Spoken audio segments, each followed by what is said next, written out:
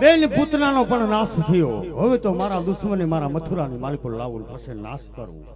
પણ હવે એક જ યુક્તિ, 56 કોટી યાદવ એમના કાકા કોણ કે અક્રૂરજીને બોલાવી અને આજ ગોકુળમાં મોકલું અને ત્યાર પછી દુશ્મનનો નાશ કરું. કોણ છે હાજર? બોલાવો અક્રૂરજીને.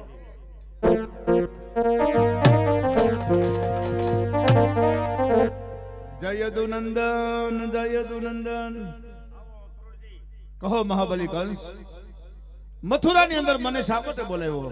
એટલા જ માટે બોલાવ્યા અક્રૂરજી. તમારે જવાનું છે મારો ભાણેજ કોણ કે કનૈયો. હા હા, ગોકુળની માલિકો તેડવાને માટે જવાનું છે. એનું કારણ કે મારે સંતાનની માલિકો દીકરો કે દીકરી નથી. ઈ તો મને ખબર છે. મારા આજ મથુરાનું રાજ એને ભોગવું, રાજ તિલક કરવું એટલું જ નહીં, રાજ સૂર્ય યજ્ઞ કરવો, આહુતિ ભાણેજને હાથે દેવાની છે. એટલા માટે રંગીલા રથ જોડી અને જાઓ ગોકુળમાં મારા ભાણેજને તેડી આવો. મહાબલી કંસ, આમાં કઈ દગો તો નહીં થાય ને? પૂર્ણ વિશ્વાસ રાખો, મથુરાનો રાજા મહાબલી દગો નહીં કરે. તમે મને વચન આપો છો? જેવી રીતે કનૈયા તમે પહોંચાડો એવી રીતે તમે પાછો હોકીશ. ધન્યવાદ.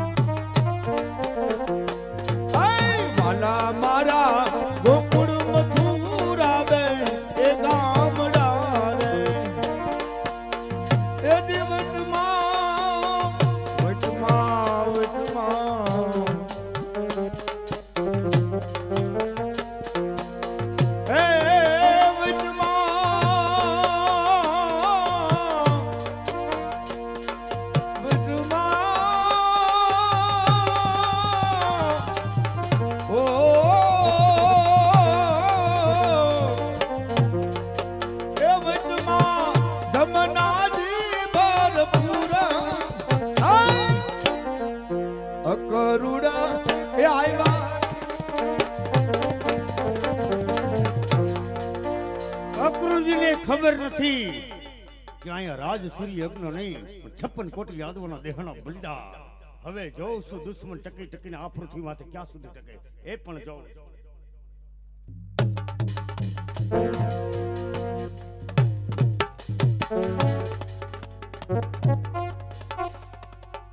બેટા કના પ્રણામ બેટા. હવે એ દમા પ્રણામ. ડેલીઓ બોરી છે, અમે આરામ કરીએ. કોઈને રજા સિવાય અંદર ન આવવા દો. ના, રજા સિવાય કોઈને નહીં.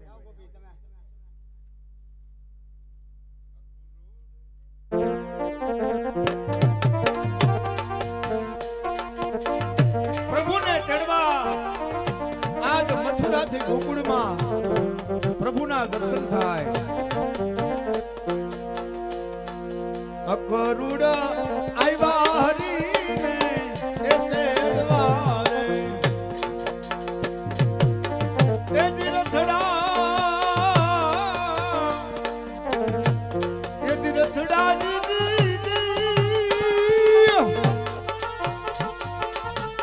રથડા થોડા થે નંદને તારે હોલા.